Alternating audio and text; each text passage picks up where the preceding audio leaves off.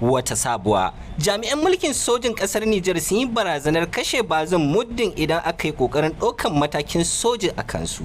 Jama'a barkamu da warhaka, barkamu da sake saduwa da ku a sashin labarai da rahotanni wanda yake zuwa muku kai tsaye daga tashar Gurjiya Hausa TV wanda ke farauto muku labarai da suka shafi nan gida Nigeria, Afrika da ma duniya baki daya. Idan wannan ne zuwan ka karo na farko zuwa tashar, to kar ka manta da danna subscribe da kuma alamar kararrawa domin samun sahihun labarai a koda yaushe.